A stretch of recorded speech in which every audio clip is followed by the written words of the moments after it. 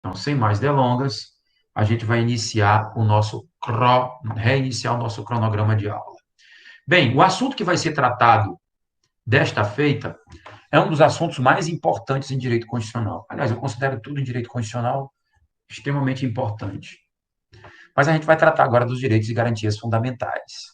A gente vai fazer desta feita aqui um estudo enciclopédico. O que é um estudo enciclopédico? A gente vai, nessa etapa, apenas nessa etapa, fazer uma análise pormenorizada dos 78 incisos, porque eu julgo eles muito importantes e a gente tem que se reportar a cada um deles. Muitos deles estão aí na mídia, e a gente vai tratar um pouco disso, e a gente precisa tratar eles, né, trazer eles à realidade. Essa mesma aula que está sendo ministrada agora foi ministrada ontem à noite, então tem um materialzinho aqui no Google Meet que eu vou aproveitar da aula de ontem para poder falar para vocês. Então, a gente começa tratando do caput, do artigo 5º da Constituição Federal, e em seguida a gente vai começar a peregrinação pelos seus 78 incisos, tá? Então, antes da gente proceder à análise do caput do artigo 5º da Constituição Federal, a gente precisa passar por um assunto que acho que vocês nem tiveram ainda, mas eu preciso pontuar a importância, a extrema importância de uma disciplina que eu acredito que vocês vão ter ainda. Eu não sei se tá na grade, ainda está na grade curricular da Facam, se houve alguma reforma, mas eu acredito que não. Essa disciplina vai haver ainda. E o nome dessa disciplina é hermenêutica jurídica. Talvez alguns dos senhores já sabem mais ou menos o que quer dizer hermenêutica. Isso num sentido assim um pouco mais leve, né, no dicionário. Em nível de senso comum, hermenêutica quer dizer interpretação. Tá? Tem até uma célebre frase que se utiliza que é isso é uma questão de hermenêutica. Todo mundo já deve ter ouvido falar. Então, hermenêutica é uma sinonímia da palavra interpretação, sob certo aspecto. No direito, hermenêutica, melhor dizendo, hermenêutica jurídica é uma disciplina, então já tem um pouco de diferença. É uma palavra que tem vários significados. Então, a palavra hermenêutica tem um significado de interpretação, a depender do contexto em que eu utilizo numa frase, mas também hermenêutica quer dizer, no âmbito do direito, mais especificamente, uma coisa chamada uma disciplina do direito. E a que se propõe essa disciplina, hermenêutica jurídica? Ensinar aos senhores todos os métodos, ou, caso como queiram, os critérios que o direito utiliza para interpretar as mais variadas normas jurídicas. Mais especificamente, os artigos, os incisos, os parágrafos das leis em geral. E o que se quer dizer com isso? Nós, vocês que estão ainda por começar o curso de Direito, e é justificável que todo mundo tenha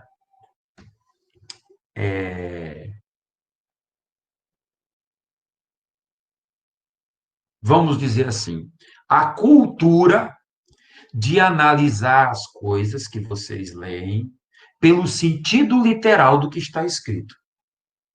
Então, se eu digo, a casa de João é vermelha, pronto, a casa de João é vermelha. Você vai ter que entender a coisa através da justa posição das palavras que traz o sentido de dizer que a casa de João é vermelha. Não tem outra coisa. A interpretação, nesse caso aqui, ela vai se dar de forma literal ou gramatical, como queiram. E quando nós passamos pelo ensino fundamental e pelo ensino médio, nós fomos condicionados a interpretar aquilo que se lê da forma literal ou gramatical,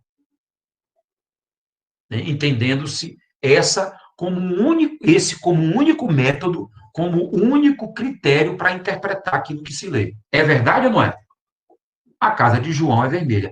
A grande maioria das coisas que se lê, não só no direito, Mas em outros ramos do conhecimento humano, a técnica mais utilizada, o critério mais utilizado é o critério gramatical.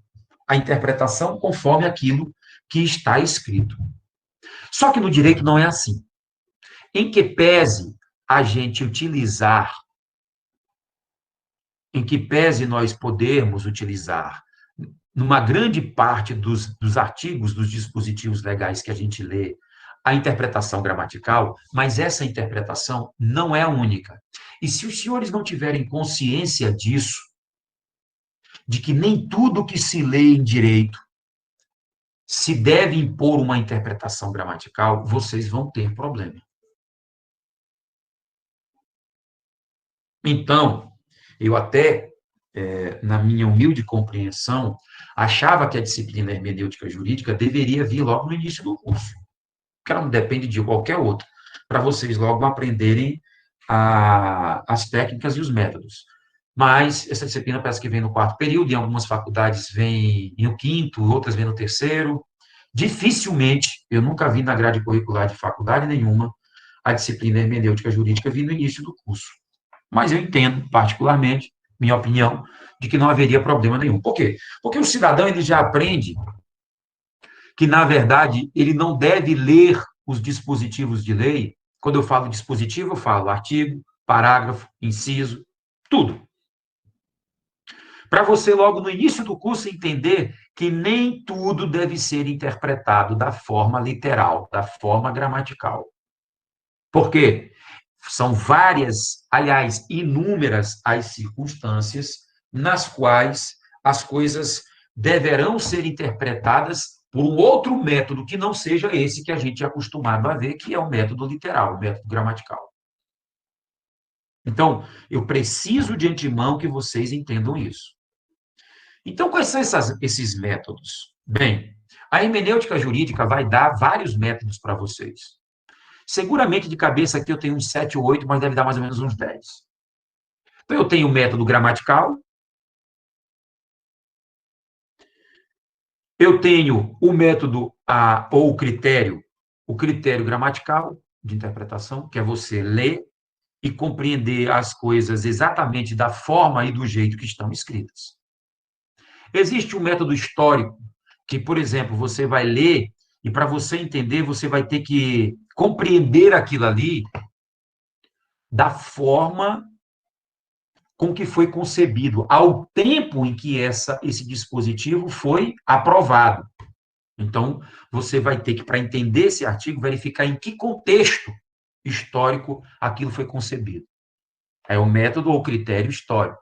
Você tem o critério restritivo, critério extensivo, critério silogístico, critério teleológico e o critério sistemático. São esses, mais ou menos, os mais importantes critérios de interpretação. Eu não vou aqui dizer em que reside cada critério, até porque eu vou tirar isso do professor de hermenêutica. Não cabe a mim. O que cabe aqui, logo de antemão, é entender quem achar que vai aprender direito, guardem bem o que eu vou falar. Quem achar que vai aprender direito, apenas achando que você vai ter que ler o dispositivo de lei e entender tal qual está escrito, você está fadado inexorável e inafastavelmente ao insucesso. Pode ter certeza disso. E eu vou já provar aqui no artigo 5º para vocês. Mas é preciso que vocês entendam a importância que existe na disciplina hermenêutica jurídica. Tá? E vocês terão que dar o devido valor a ela para dominar as técnicas. Aí alguém poderia me perguntar, tudo bem, Wagner, a hermenêutica jurídica vai me dizer quais são as técnicas de interpretação. Mas como é que eu vou saber, quando eu estiver estudando um dispositivo, qual é a técnica, ou qual é o método, ou qual é o critério que eu vou utilizar? Quem vai te dar isso é a doutrina que você vai ter que estudar e a jurisprudência, que é o entendimento dos tribunais. Ele é que vai te dizer qual o método que você vai ter que utilizar. E muitas das vezes, não são poucas as vezes, que o critério vai ser outro que não seja a estampa daquilo que está escrito. E eu começo logo comprovando isso a vocês, trazendo aqui, e eu vou colocar aqui, disponibilizar logo aqui, vamos lá, tela 2. Vamos aqui colocar aqui logo a Constituição Federal. Quem tiver a Constituição Federal aí na tela do computador, tiver um vadimeco, pode abrir para poder acompanhar. Eu acho até melhor, você começa a manusear código, é sempre bom. Então, vamos lá. Eu vou agora, nesse primeiro momento, me limitar. Vocês estão vendo o código, aliás, vocês estão vendo a Constituição aí, né? No texto de Word, não estão? Sim. Sim, professor. Beleza. Começo logo. Todos são iguais perante a lei. Eu já comentei isso aqui com vocês, acredito. Mas se não tiver comentado, para quem não viu, vai ver agora. Até porque eu comentei e disse que iria voltar a falar sobre isso, quando eu falei. Então, eu quero me ater agora, nesse primeiro momento, a essa primeira parte destacada aqui do Código da Constituição Federal, do artigo 5º. Primeiro, o artigo 5º, ele fala de um princípio.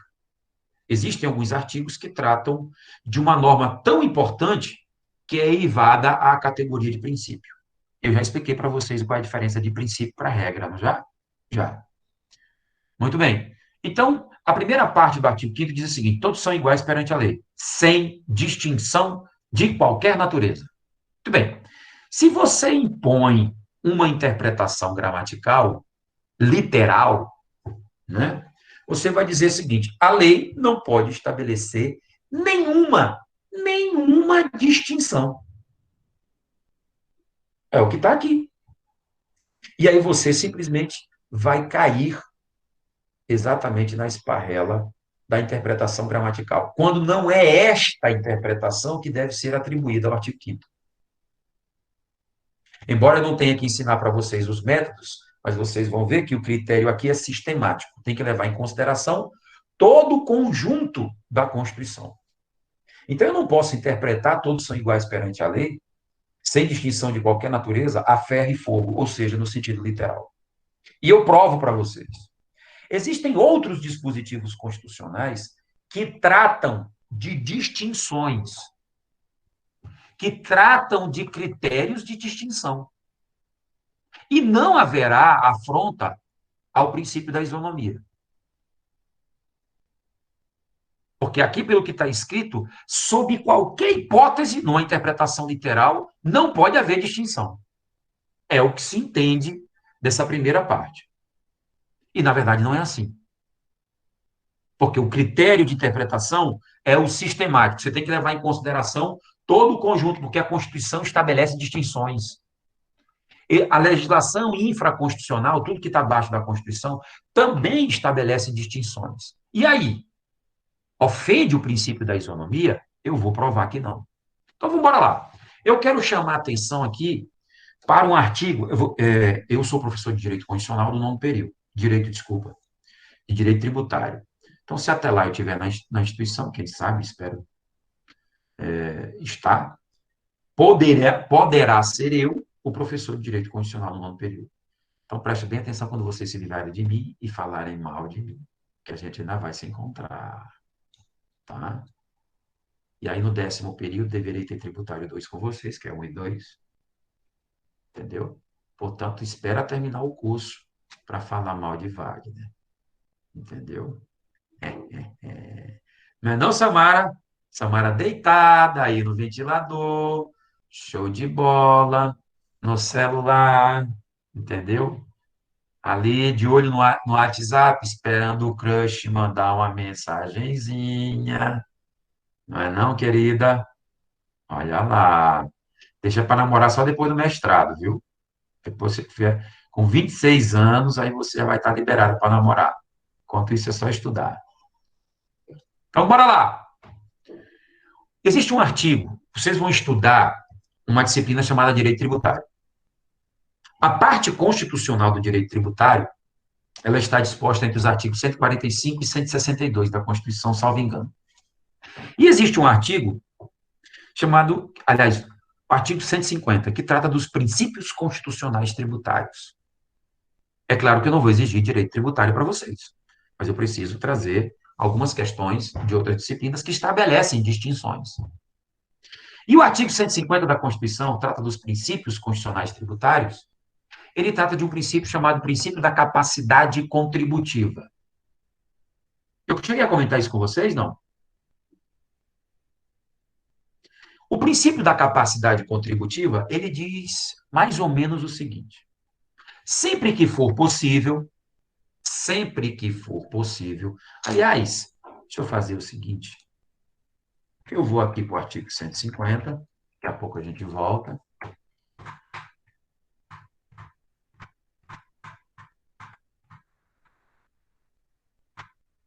Deixa eu ver se eu acho ele aqui logo. Muito bem, bem aqui pertinho. Artigo 150 da Constituição. Vamos lá.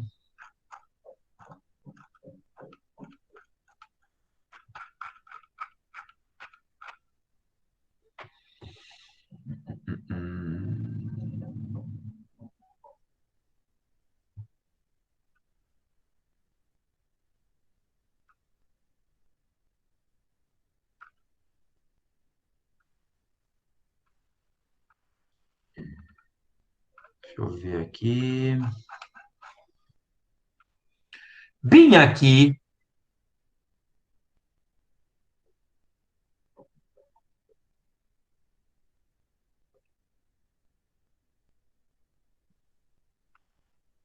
decorridos 90 dias, utilizar o tributo com efeito de confisco, estabelecer imposto sobre patrimônio de templos, tá.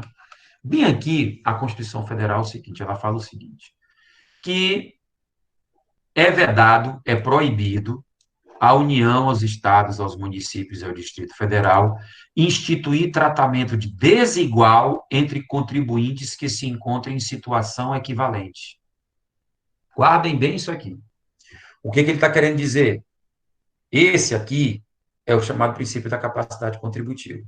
É claro que ele não está amadurecido da forma que é tratado dentro do direito tributário. O que ele quer dizer, em outras palavras, é o seguinte. Deixa eu ver aqui, tem um outro artigo. Deixa eu ver se é o 145, só um minutinho aqui. Aqui, parágrafo 1º do artigo 145. Olhem só o que diz aqui, está até em destaque, ó. Sempre que possível, os impostos terão caráter pessoal e serão graduados segundo a capacidade econômica do contribuinte. Eu quero parar bem aqui, só vai me interessar até aqui. O que ele quer dizer com isso aqui? Em outras palavras, é que ele disse que sempre que for possível, os impostos deverão ser cobrados conforme a capacidade econômica de cada pessoa. Dito isso, gente, só um minutinho aqui que tem uma ligação que é a minha mãe, e quando ela me liga eu atendo ela porque ela é uma pessoa enferma e eu tenho que falar com ela. Só um minutinho. Então, vamos lá. O que é que diz esse parágrafo primeiro? Ele está querendo dizer o seguinte, que sempre que é possível, o tributo deverá levar em consideração a capacidade. Com base nisso, presta bem atenção, vocês vão entender que eu vou voltar depois para lá. Pô, não estou entendendo nada, vai entender sim. Eu vou procurar bem aqui na internet a tabela do imposto de renda pessoa física.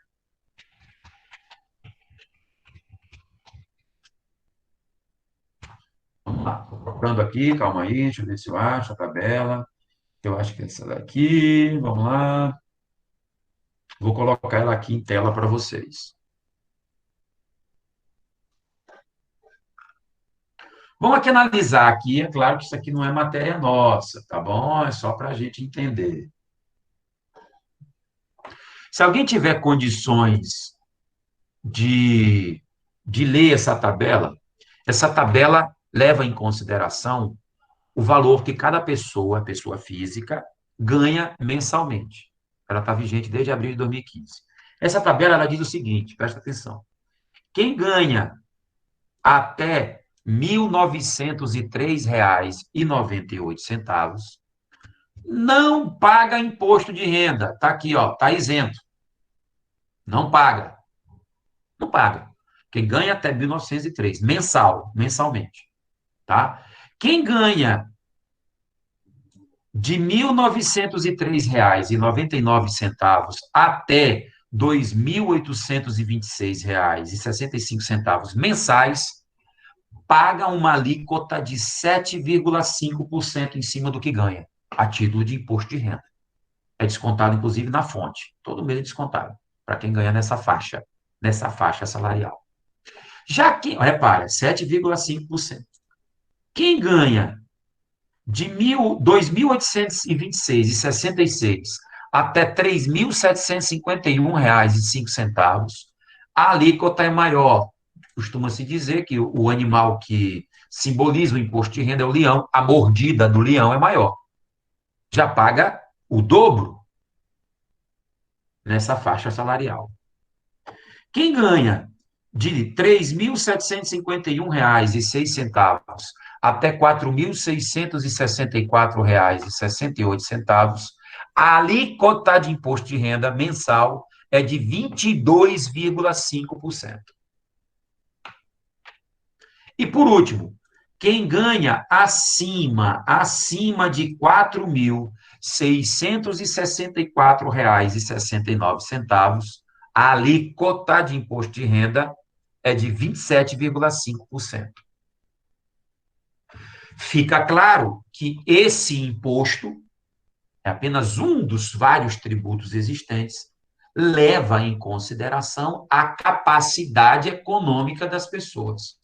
E aí você me diz, mas isso aí ofende o princípio lá do artigo 5º da Constituição, porque fala que não pode haver distinção de qualquer natureza. Não, não ofende, não. Tá? Porque a interpretação que você deve dar ao artigo 5º, ela é sistemática. A Constituição, em alguns momentos, ela vai estabelecer determinadas diferenciações. Costuma-se dizer que a interpretação do artigo 5º da Constituição deve ser trazida por uma concepção aristotélica, de Aristóteles, porque Aristóteles tinha uma frase que dizia assim: a isonomia só é verdadeiramente almejada quando você iguala os iguais e desiguala pessoas desiguais. Então, eu não posso comparar eu que ganho R$ 1.900 por mês com a Samara que ganha 20 mil. A Samara que ganha 20 mil reais, ela vai pagar 27,5 de imposto de renda por mês. Agora, eu que ganho 1.900, eu vou estar isento. Ou, mas isso ofende a isonomia? Porque a isonomia diz lá, professor, no artigo 5º, que não pode haver distinção de qualquer natureza. Pode.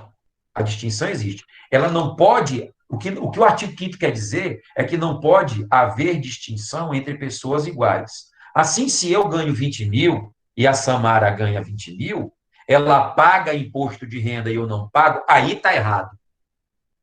Aí está errado e aí sim estará se ofendendo o princípio da isonomia. Por quê? Porque para aquele parâmetro utilizado, que é a faixa de renda, por que ela ganha 20 mil e paga imposto de renda e eu ganho 20 mil e não pago imposto de renda? Aí sim.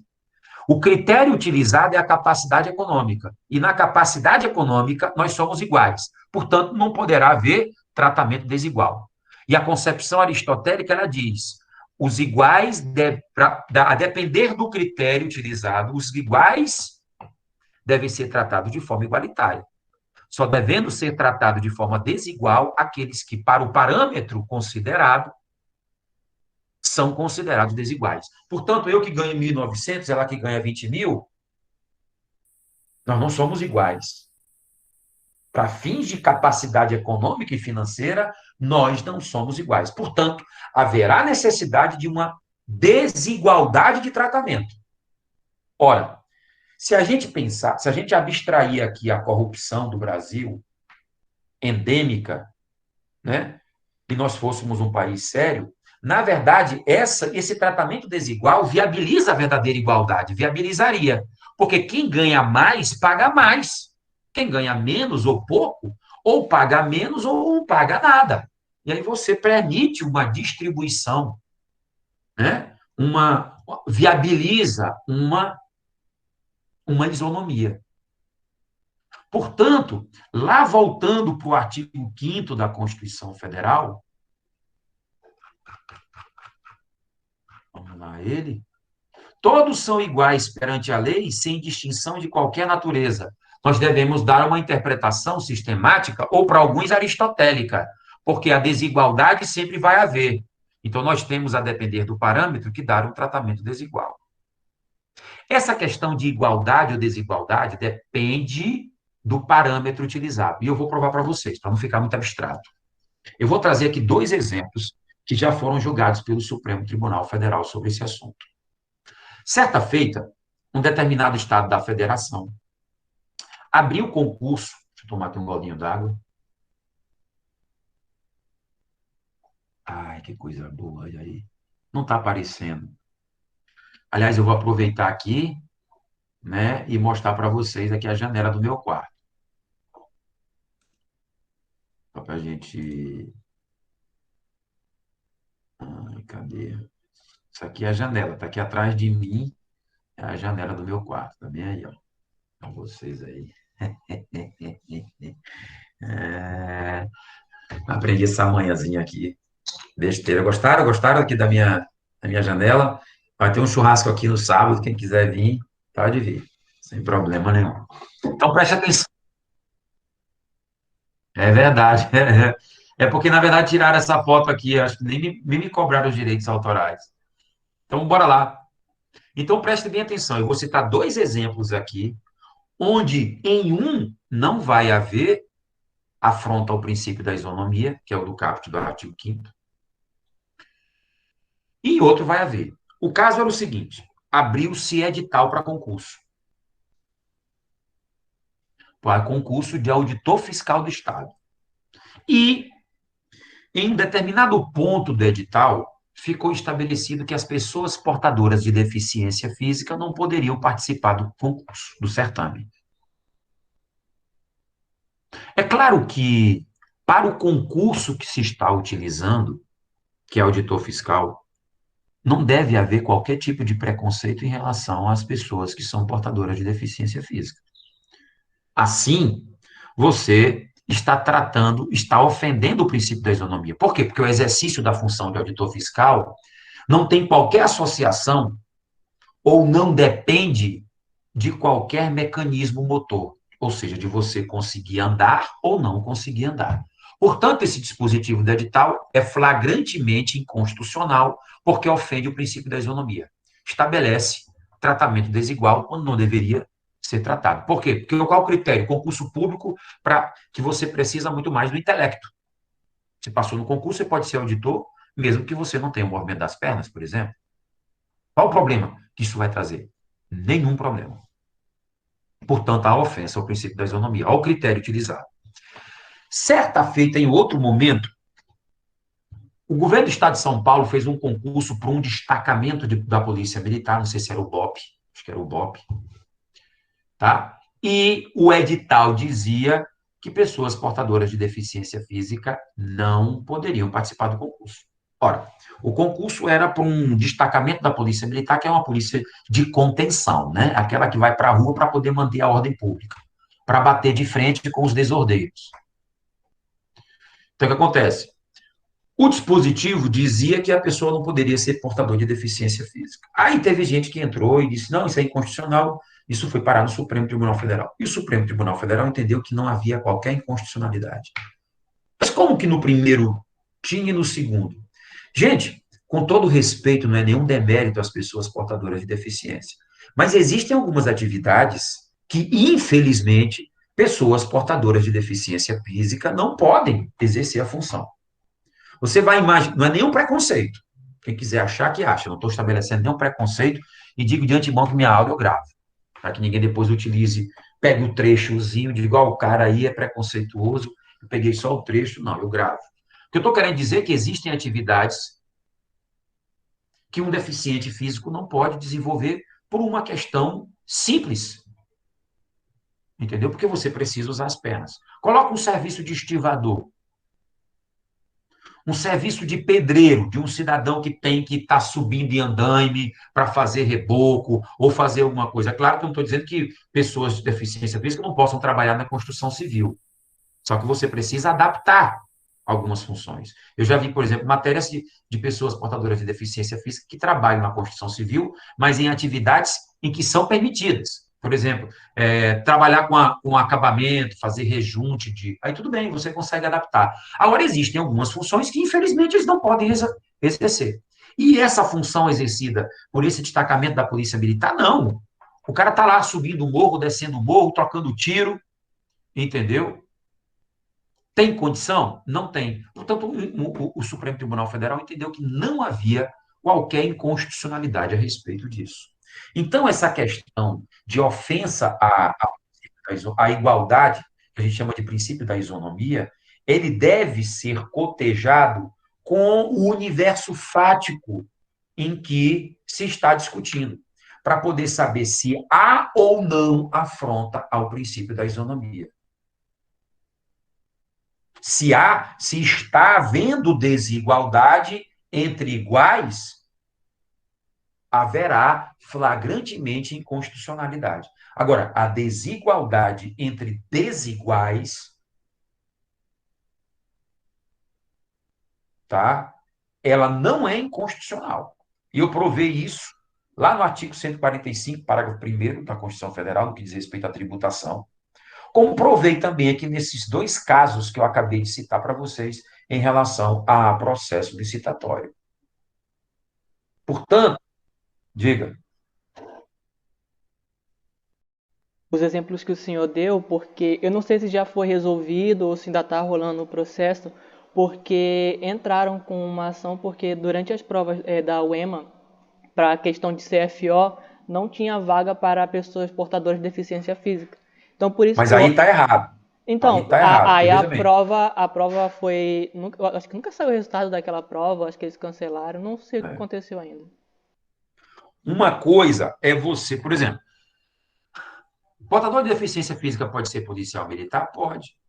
Porque na polícia militar não existe só aquela função de ir para a rua, de trocar tiro com bandido. Existem funções administrativas. Por conta disso, o edital deve assegurar aquele percentual constitucional de vagas para deficientes físicos, como também para pessoas, vamos dizer assim, pessoas afrodescendentes, vamos dizer assim, considerados, né? Tem que assegurar. Então, isso é inconstitucional. Agora, se você faz um concurso específico, ou mesmo no âmbito privado, porque no âmbito privado você pode também ofender o princípio da isonomia, não é só no âmbito público. O cara vai contratar um cidadão para poder limpar os vidros do prédio dele, que é uma atividade periculosa. O cara vai ter que, na verdade, limpar os vidros da fachada do prédio. Você vai botar uma pessoa portadora de deficiência física? Um cara que não anda? Um paraplégico, um tetraplégico? Não tem como.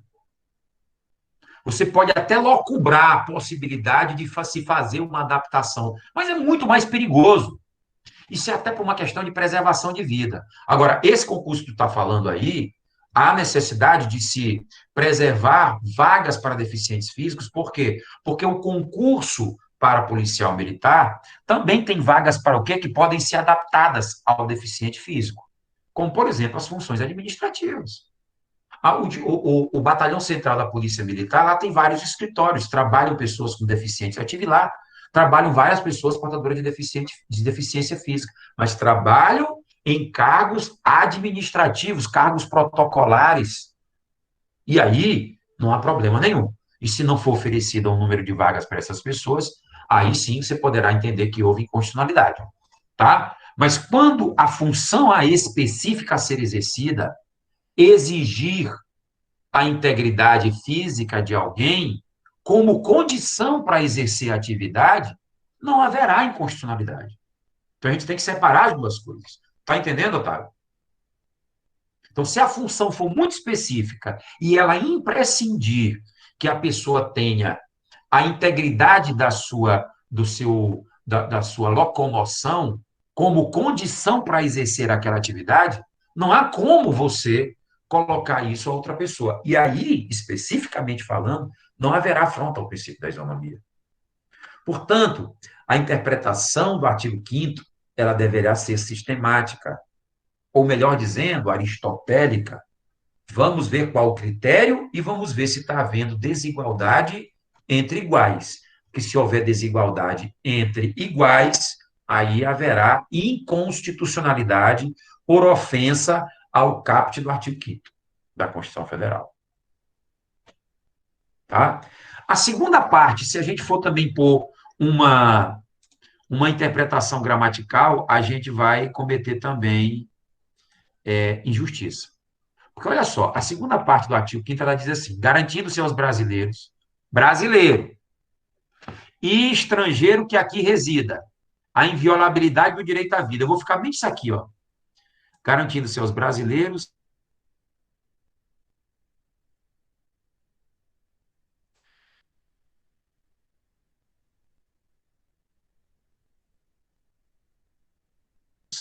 e aos estrangeiros a inviolabilidade do direito, entendeu? E todo mundo fica, eita, meu Deus do céu. Aí, tá?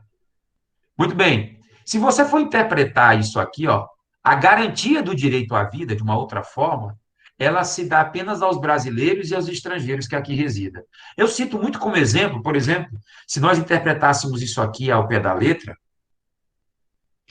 se você tivesse amanhã, por exemplo, lá no Centro Histórico de São Luís, um italiano que estivesse aqui visitando, mas não fosse residente, ele te provocasse, tu puxasse uma arma, alguma coisa e matasse o cara, se você fosse interpretar isso aqui ao pé da letra, você pediria um telefone, vem cá, meu amigo, você é o quê? Eu sou italiano. Ah, beleza. Você é residente aqui no Brasil? Não, não sou não. Aí tu dá um tiro no cara. Aí tu vai dizer depois o quê? Não, mas espera aí. A garantia do direito à vida é só aos brasileiros e aos estrangeiros que aqui residam. Estrangeiro que aqui não resida não tem direito à vida. Isso é um absurdo, gente. É um completo absurdo. Esse é o problema, muitas das vezes, da interpretação literal daquilo que está escrito. Portanto, embora você tenha colocado aqui o ser humano, que deveria ser colocado, mas o direito à vida, à liberdade, à igualdade, à segurança e à propriedade é para todo e qualquer ser humano. Todo e qualquer ser humano. Pontuo mais uma coisa. Bem aqui no artigo 5º, ele fala que o quê? Que aos brasileiros e aos estrangeiros residentes no país têm direito à propriedade. A legislação brasileira estabelece restrições para estrangeiros serem proprietários de terras, de grandes glebas de terra. A depender de um determinado, me parece que 50 hectares de terra para adiante, pelo Estatuto da Terra, salvo engano, estrangeiro não pode, que aqui não resida, não pode ser proprietário. A afronta à isonomia? Não. A Constituição mesmo estabelece isso, porque a interpretação do artigo 5º deve cotejar todas as diferenças. Sem falar que a Constituição também permite ao legislador infraconstitucional, ou seja, aquelas legislações abaixo da Constituição, estabelecer também algumas desigualdades. Elas são constitucionais porque a Constituição ela pode não trazer no seu corpo, mas ela permite que as outras legislações assim o façam. Portanto, eu poderia aqui trazer aqui várias situações constitucionais ou infraconstitucionais que estabelecem desigualdade e nem por isso haverá inconstitucionalidade. Nem por isso haverá. Haverá inconstitucionalidade toda vez que uma lei, uma determinada legislação, estabelecer uma diferenciação entre pessoas que, pelo critério ali narrado no dispositivo, estabelecer diferenciações entre pessoas que são consideradas juridicamente iguais para aquele parâmetro que se está estudando. Aí sim, não se pode, você afronta o princípio da isonomia, olha a interpretação sistemática, quando você afronta qualquer dispositivo que estabeleça a diferenciação entre pessoas juridicamente iguais para aquele parâmetro, aí é inconstitucionalidade. Agora, estabelecer tratamentos desiguais para pessoas desiguais, não haverá inconstitucionalidade. Bonito chinelo, Marcelo. Entendeu? Show de bola. Os senhores estão entendendo? Estão. Muito bem. Por extensão, Diga, pode falar. Não, só disse que estou entendendo. Ah, beleza. O inciso um, que a gente vai estrear agora, os incisos do texto constitucional, ele é também por extensão do caput do artigo 5º, ele trata por extensão do princípio da isonomia. Isonomia é a mesma coisa que princípio da igualdade. Se eu falar igualdade ou isonomia, eu estou falando a mesma coisa. Portanto, o contexto do que consta no caput e no inciso um é um contexto que faz parte do chamado princípio da isonomia, ou princípio da igualdade. Porque o inciso um ele se reporta já especificamente à igualdade que tem que haver entre homens e mulheres. Então, homens e mulheres são iguais em direitos e obrigações nos termos dessa Constituição. Aí você vai dizer, poxa, beleza, Wagner, a interpretação do inciso 1 é literal? Também não, é sistemática. Provo. Os homens, até antes da reforma, e até agora, na reforma da Previdência que teve no final do ano de 2019, estabeleceu às mulheres que elas têm direito à aposentadoria com 30 anos de contribuição para o regime geral de previdência. Tem que trabalhar 30 anos. Os homens, 35. Opa! Afronta o princípio da isonomia. Nesse caso, eu acho que há, particularmente. Mas o Supremo Tribunal Federal entendeu que não há afronta ao princípio da isonomia.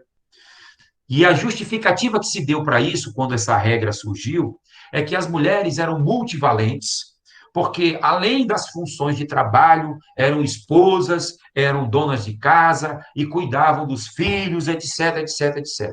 Isso já foi, porque eu já conheço um monte de família em que, na verdade, os homens é que dão conta de tudo. Entendeu? Então não tem mais esse papo de que a mulher, na verdade, ela era mãe, ela era mulher, ela era trabalhadora e por isso ela tinha direito a trabalhar menos para se aposentar. Mas ainda subsiste essa regra.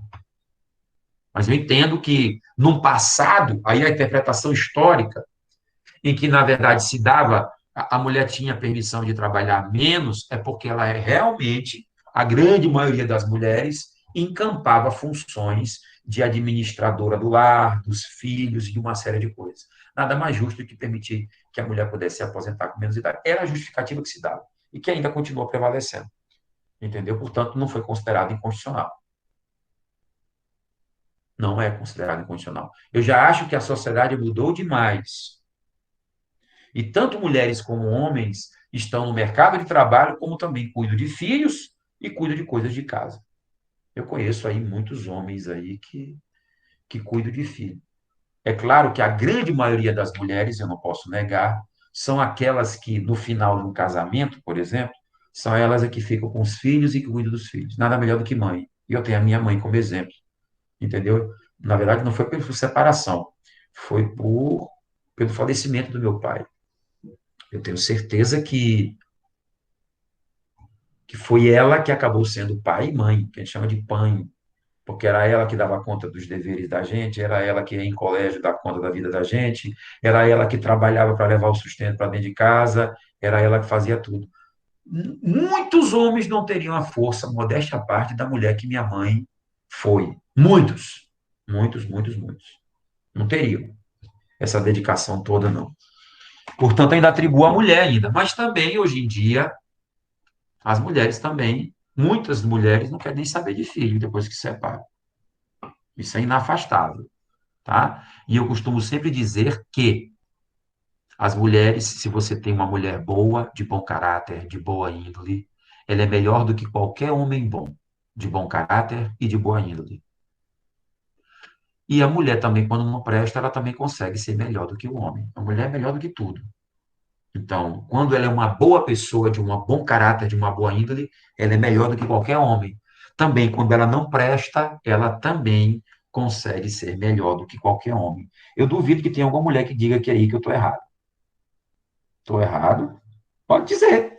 Ah, eu acho que está errado. Eu duvido que vocês não conheçam alguma mulher aí, de um conhecido, ou talvez até parente, que não vale nada. Aí você vai dizer, essa daí ganha tudo. Tem até uma brincadeira que diz que fulano enganou fulano, que enganou fulano, que enganou fulano, e o diabo engana todo mundo, e a mulher no final vem e engana o diabo. Entendeu? Por isso é que eu digo sempre, as mulheres são melhores do que os homens. Entendeu? Confie numa mulher. As mulheres, elas têm algumas qualidades primordiais. Quando ela é uma pessoa de bom caráter, ela não tem qualquer inclinação a furtar e a roubar. Não tem. Outra, as mulheres são multitarefárias. Todas, a grande maioria, pelo menos. E eu não consigo ser assim. Eu vou dizer que é multitarefária. Eu tenho algumas amigas, tenho uma grande amiga que é uma excelente advogada. Faço questão de falar o nome dela aqui, porque ela é uma excelente advogada, ainda e vindo. A gente tem parceria em alguns processos. Ela tem o escritório dela, eu tenho o meu. Alexandra Caldas, podem guardar. Excelente. Uma mulher inteligentíssima. A Alexandra faz uma coisa que eu fico barbarizado. Quando eu vou no escritório dela, ela tem um monte de papel de vários processos em cima da mesa dela. Ela consegue dar conta de tudo. Ela vê isso aqui, aí ela para, vai ver o outro, ela para. Eu não consigo fazer isso. Porque a mulher ela é multitarefária e conhece e consegue fazer bem todas as coisas que ela está fazendo ao mesmo tempo. Só as mulheres conseguem isso. Raros são os homens. Eu não. Se eu estou aqui na mesa do meu escritório, à minha esquerda, tá na bancada do meu escritório, porque eu estou em casa, eu quase não vou mais no escritório, só quando tenho que atender cliente, nesse período de pandemia. Então, à minha esquerda, no meu escritório, tem uma bancadazinha, um armário, onde estão todas as coisas que eu tenho que fazer. À minha direita, que é a mesa também lá em L, como é a daqui, eu coloco as coisas que eu já fiz. Então, eu puxo uma coisa de cada. Então, eu puxei uma coisa de um cliente, eu vou fazer uma petição. Lá eu espalho tudo na mesa, aquilo que é dele. Agora, não coloque um papel que é de uma outra coisa na minha mesa. Que aí eu me embanando. Eu não consigo fazer várias coisas ao mesmo tempo e bem feitas. Uma ou duas, talvez, eu ainda consiga. Mas ela consegue fazer tudo, consegue fazer muito bem feito. Eu digo, eu não consigo. Não consigo. Então, nesse aspecto, as mulheres são mais organizadas, entendeu? Em tudo. Então, eu sempre acho que elas é que têm que mandar no mundo. A gente já mandou demais, nós vamos e tá essa porcaria do jeito que tá, né? Muito bem. Muito bem. Seguindo adiante, vamos para o inciso 2 do artigo 5º da Constituição Federal. Ninguém será obrigado a fazer ou deixar de fazer alguma coisa, senão em virtude de lei. Tomem cuidado, e eu comentei na turma de ontem à noite, turma de Constitucional, sobre isso aqui, ó, essa palavra bem aqui, lei. Palavra lei, ela pode trazer alguns problemas, tá? Ela pode trazer alguns problemas. Por que eu estou dizendo isso? Porque lá na Constituição, em vários momentos, a palavra lei vai ter significados diferentes. A palavra lei vai ter significados diferentes. Ela vai, ora, significar uma coisa, ora outra. Como é que eu vou saber qual dos vários significados da palavra lei? Estudando doutrina e jurisprudência. Porque só com lei seca, você também não vai conseguir fazer nada. Achando que só decorando o código tu vai conseguir alguma coisa, não vai. Portanto, guardem bem essa informação. A palavra lei, no texto constitucional, assim como nas legislações abaixo da Constituição, ela pode, embora tendo a mesma escrita, ela pode, em determinado momento, ter um significado e outro ter outro. E agora eu passo a analisar os vários significados da palavra lei. Talvez eu tenha comentado com vocês. E eu vou me aproveitar da aula de ontem. Ah, vem aqui, ó. Deixa eu abrir aqui. Vocês estão vendo isso aqui, não estão? Sim. Droga, o que foi que eu fiz aqui? Então, deixa eu ver se eu apago isso aqui, que eu fiz besteira.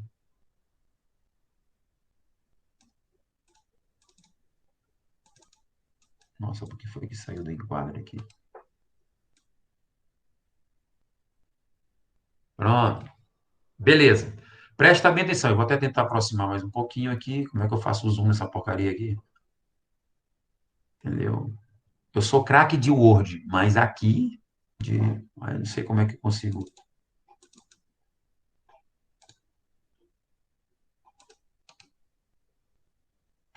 Muito bem. Não sei se vocês estão conseguindo enxergar aí, né? Estou tentando aproximar mais. Ajuda aí, ajuda aí. Mas tá bom, professor. Tá? A gente consegue dar um zoom aqui na série. Ah, então tá bom. Presta bem atenção aqui, ó. Vocês estudarem matemática lá no colégio, vocês estudaram teoria dos conjuntos, né? Aquele negócio de conter, estar contido, não conter. Lembra disso? Deve lembrar. Isso é quando você faz associação de conjuntos. Então, presta bem atenção aqui, ó. Eu tenho aqui um conjunto de fora que engloba todos os outros conjuntos. Isso é o que a gente chama, o Paulo Nader chama isso aqui de teoria dos círculos concêntricos. Claro que os círculos não estão muito bem feitos, mas círculos concêntricos são círculos que têm o mesmo epicentro, o mesmo meio. Então, repara bem aqui que nesse conjunto de fora, que engloba todos os outros, existe a lei no sentido amplíssimo. E o que é lei em sentido amplíssimo? Lei em sentido amplíssimo, vou até colocar aqui, ó.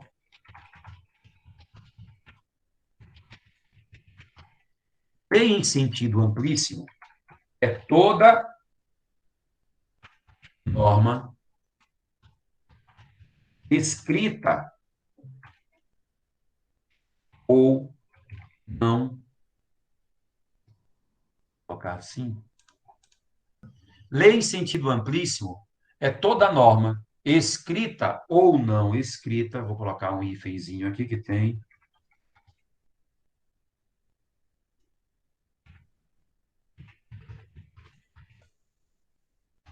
dotada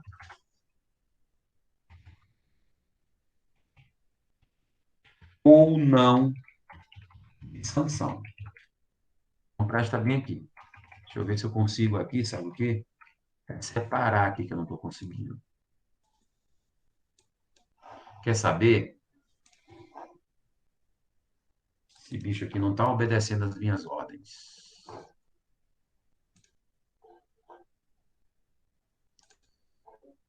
Deixa eu ver se eu consigo aqui.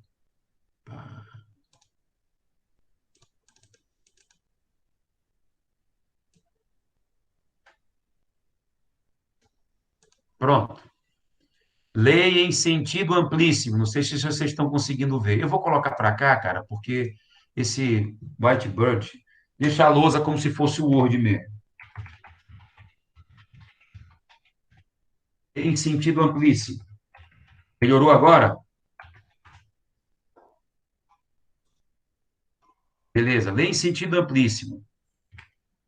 Toda norma escrita ou não escrita,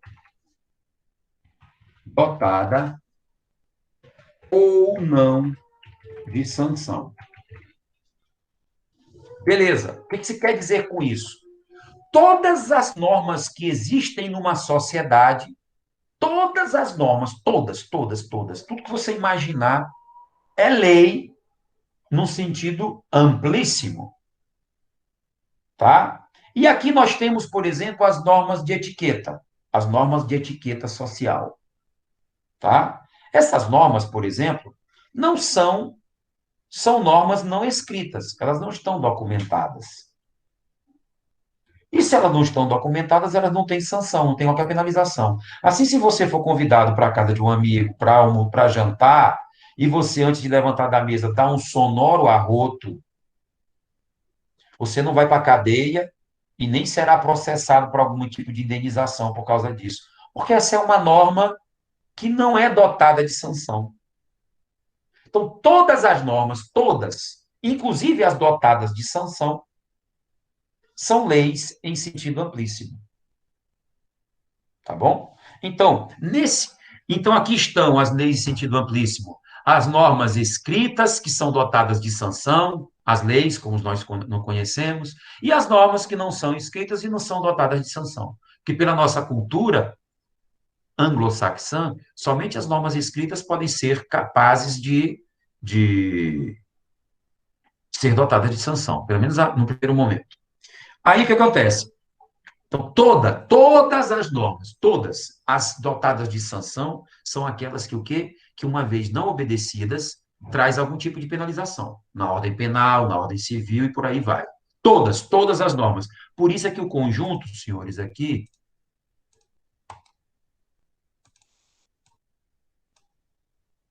tá? Eu não sei.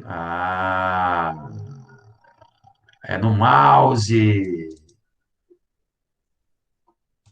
Eu tinha um professor besta pra caramba, que toda vez que ele errava, que ele vacilava alguma coisa, ele dizia, gente, desculpa, fica por conta do convívio. Era horrível, eu ficava indignado com isso. Então, vamos embora lá. Então, vocês estão vendo aqui, ó, lei em sentido amplíssimo. Então, todas as normas. Então, as normas, por exemplo, vocês estão vendo aqui, todo mundo saiu do online, vocês estão me ouvindo? Deu uma Deu queda um aqui. leve bug aqui, mas Deu um bugzinho aqui, mas acho que voltou. Então, as leis em sentido amplíssimo são todas as normas. Aquelas que são dotadas de sanção e as que não são. Todas as normas. As normas de conduta social, essa, por exemplo, essa norma de etiqueta, ela está bem aqui, ó. Bem aqui. Vamos imaginar que ela esteja representada por esse pontinho aqui onde está o mouse. Vocês estão vendo? Ela é uma norma em sentido amplíssimo. Beleza? Está bem aqui. Seguindo adiante, nós vamos agora tratar de lei em sentido amplo. Então, vamos lá.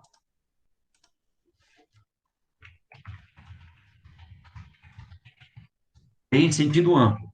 Lei em sentido amplo são todas as normas escritas, dotadas de sanção. Vírgula. Exaradas pelos poderes constituídos. Eu vou explicar isso aqui para vocês. Tá, vou até melhorar aqui a fonte. Pronto, deixei bem aqui para ficar legal. Ficou melhor agora, não ficou? Constituídos. Olha só. E aqui eu vou trazer uma coisa para vocês. Não sei se eu vou ter que fazer aqui um rápido adendo para trazer uma informação aqui para vocês. Vou até colocar ela aqui num quadrinho aqui, para explicar. Exaradas pelos poderes constituídos. Eu vou explicar para vocês aqui um assunto que não é nem de Constitucional 1, é de Constitucional 2, tá? Mas prestem bem atenção aqui numa coisa. Eu também já devo ter falado isso para vocês, mas en passant, né? Então, se já falei, falo de novo, e para quem não sabe, vou dizer.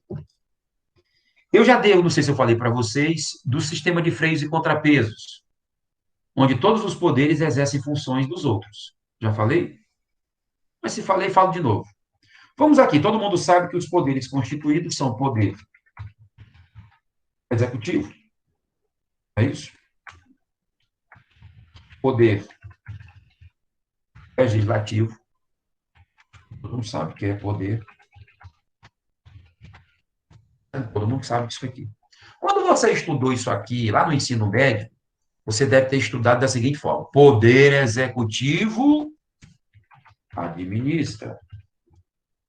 Poder legislativo legisla. Ou seja, cria as leis. E aí você vê que o poder judiciário, a função é julgar. Vou colocar aqui, pacificar conflitos, né?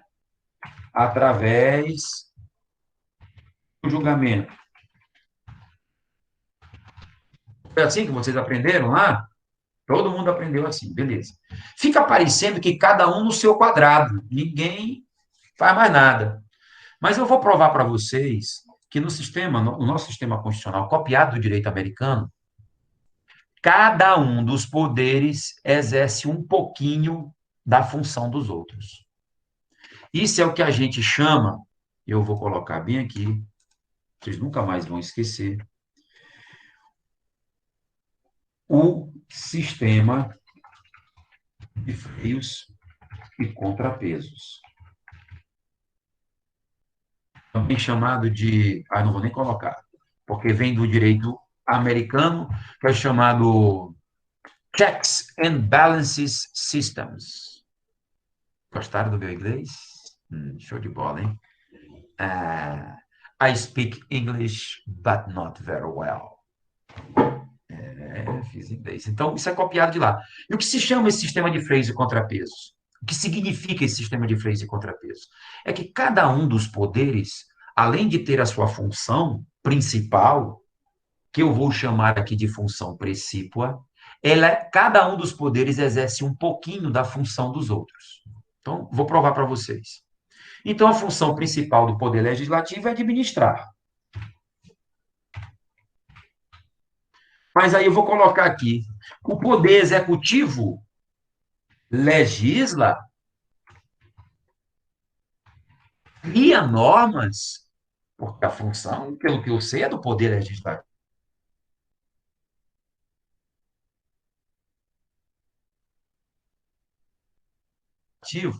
O executivo, tá? Por exemplo, o presidente da República pode baixar medida provisória que tem força de lei, embora sofra no futuro a concordância ou não do Congresso Nacional. Mas ele está legislando, tá?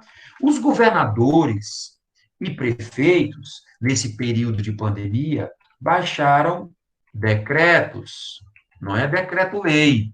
Os decretos do nosso governador, né, limitando o funcionamento do comércio, aí das ruas, nós vimos nesse período aí de um ano para cá, vários decretos. Portanto, o governador legisla, sem problema nenhum. Mas só que essa função de legislar, ela é mitigada. Mitigada quer dizer o quê? Ela é pouquinha, ela é mitigada, né? Ela não é uma regra, mas ele também legisla, não há problema nenhum. Muito bem. Nessa esteira de raciocínio, o Poder Executivo julga? Julga. Vou provar para vocês. Tá? Se eu sou, por exemplo, a função de arrecadação é função do Poder Executivo. Arrecadação tributária é função da administração do Poder Executivo. Então, se, por exemplo, eu tenho uma loja, chega um auditor fiscal do Estado, tá? E esse auditor fiscal do Estado, ele me lavrar é autuar, um auto de infração, eu posso exercer uma defesa administrativa, chamado processo administrativo. Se um funcionário do executivo cometer alguma falta, vai ser aberto um PAD, processo administrativo disciplinar, que vocês vão aprender lá em direito administrativo. Então, julga. Julga através de PAD, processo administrativo disciplinar, impugnação de auto de infração. Os julgamentos são administrativos. E esses julgamentos administrativos, Wagner, depois, se eu não tiver êxito, eu posso ir ao judiciário? Claro que pode, porque tem, inclusive, um inciso que diz, na Constituição, que diz que nada pode afastar a lesão ou ameaça de direito de apreciação por parte do Poder Judiciário. Mas existem processos administrativos. Portanto, o Executivo também julga. Vamos ao Poder Legislativo. O Poder Legislativo tem a função principal de quê? De legislar. Ou seja, criar leis. Beleza? Tudo bem, entendi, tranquilo. Então, vamos embora lá. O legislativo administra, que é a função principal do executivo, administra. Sabe por quê? Porque o executivo, que é responsável pela arrecadação, ele vai mandar uma parte do dinheiro para o legislativo, para que o legislativo pague folha de pagamento, compre material de escritório, faça as suas reformas. Isso é função administrativa. Isso é função administrativa. Ótimo. Muito bem. O Poder Legislativo, ele julga. Quem julgou a ministra Dilma Rousseff por crime de responsabilidade foi o Senado. O Senado Federal. Quem julga o governador do Estado por crime de responsabilidade, que vocês vão aprender em direito penal, que é crime inerente à função, ao exercício da função, crimes que são cometidos no exercício da função, tá? Quem julga é a Assembleia Legislativa, podendo ser empichado, afastado. Quem julga os prefeitos por crime de responsabilidade, crimes inerentes à função exercida, é seguramente a Câmara dos Vereadores. Portanto, eu estou provando aqui que o Legislativo também julga. E o Poder Judiciário? Vamos lá. Poder Judiciário administra, exerce funções do Poder Executivo, exerce. E vale o mesmo argumento que eu utilizei para o Legislativo. Eles recebem dinheiro para poder pagar folha, comprar material de escritório, pagar energia, ou seja, administrar a sua própria estrutura. Portanto, exercem funções administrativas. Segundo, o Judiciário legisla, tá? E aqui eu não estou falando desse ativismo jurídico todo ilícito que o Supremo Tribunal Federal está fazendo. Mas legisla. Por exemplo, as normas de organização judiciária, por exemplo, onde é que vai ficar fórum, juizado aqui em São Luís, isso é através de resolução do Tribunal de Justiça. Outra, cada um dos seus tribunais tem o chamado regimento interno, que a gente chama de RIT. Regimento interno dos tribunais, que deverão ser obedecidas. Quem é que fomenta essa legislação? São os próprios tribunais. O Supremo tem o seu regimento interno, o STJ tem o seu regimento interno, o TJ, Tribunal de Justiça do Maranhão, tem o seu regimento, portanto, eles legislam. Claro que de uma forma mitigada, de uma forma atenuada, porque a função maior, a grande maioria das matérias são legisladas pelo Poder Legislativo. Mas não se pode dizer. Isso aqui é o que a gente chama de sistema de freios e contrapesos. Então, cada um dos poderes exerce um pouquinho da função dos outros, embora tenha a sua função principal. Visto isso dessa forma, é correto afirmar que todos os três poderes legislam? Não é? Aqui, o Executivo legisla,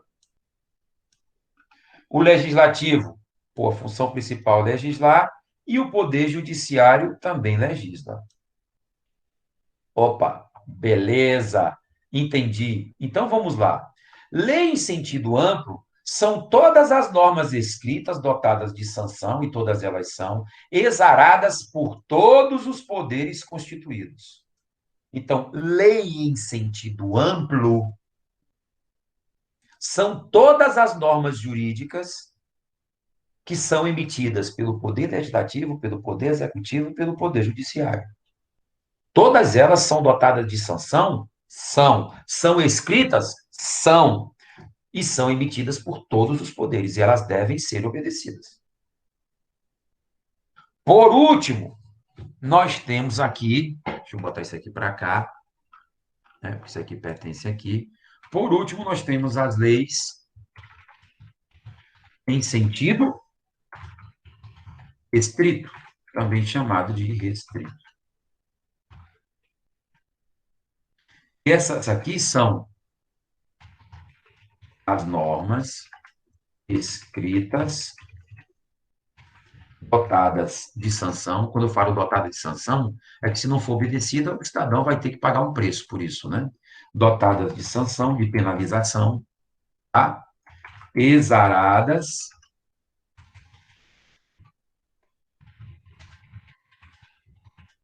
pelo Poder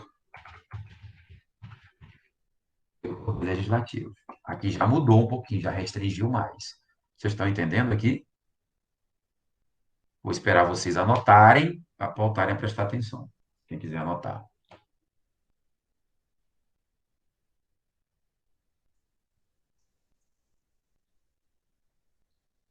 Vocês querem que eu mande isso aqui para vocês, quando terminar a aula?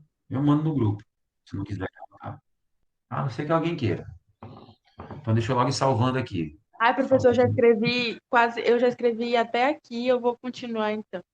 Então, eu não vou mandar, não. Faz o seguinte, eu não vou mandar, não. A Samara continua escrevendo, depois ela manda para vocês. Quem pensa? Não, professor, manda. Não, depois a Samara vai fazer o seguinte, sabe que a letra dela é horrível? Ela vai digitar o que ela copiou e ela manda para vocês. Professor. Não. Gostei, professor. Agora, Foi uma boa escolha. Tô brincando, Tá, vou minha mandar. letra não é horrível nada. Oxi. Sacanagem, né? É porque eu escrevo tudo de grafite. Eu também só escrevo de lápis. Eu tenho mania de escrever de lápis. Eu não gosto de escrever de caneta, não. É, e eu escrevo tudo de uma única cor. Aí, Esté odeia. Ah, é engraçado, porque... Ah, é verdade. Porque grafite geralmente é uma cor só, né? Eu não sabia que tinha grafite. Tem uma grafite colorida, já inventaram, não? Assim, do nada, ok. Que foi, Stani? Não, é porque eu estou quietinha aqui na minha assistindo minha aula e Samara não. Mas é porque Esté odeia. Vamos lá. Então, agora vamos embora voltar. Repara, ó. Lei em sentido amplíssimo, recapitulando. Lei em sentido amplíssimo é toda norma, escrita ou não escrita, dotada ou não de sanção. Então, a lei em sentido amplo são todas as normas escritas dotadas de sanção, exaradas pelos poderes, porque todos os poderes têm competência para legislar. É claro que a competência principal para a grande maioria das matérias é do legislativo. E lei em sentido estrito ou restrito são as normas escritas, dotadas de sanção, mas tão somente aqui considerando aquelas exaradas pelo Poder Legislativo, que tem como função principal legislar. Beleza? Agora fica mais fácil a gente visualizar isso aqui, ó. Você tem as leis em sentido amplíssimo, que são todas, todas, todas, todas. Aqui, a lei em sentido amplo, que é esse conjunto bem aqui, ó, que tem só as normas escritas dotadas de sanção, exaradas por todos os poderes. E esse menorzinho aqui já são as leis em sentido estrito ou restrito, que são aquelas normas escritas dotadas de sanção, que são exaradas pelo poder legislativo. Agora eu vou fazer um testezinho rápido. Presta atenção. Se eu disser aqui para vocês aqui assim, isso aqui já sabe. Se eu falar assim, a norma de etiqueta social, né?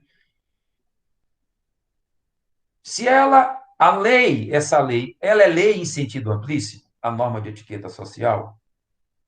Sim. Aqui, ó. Essa é a pergunta. Ela é lei em sentido amplíssimo? Sim. É.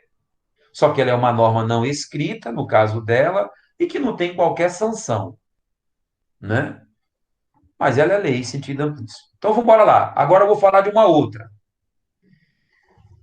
Uma medida provisória, ela é lei em sentido amplíssimo?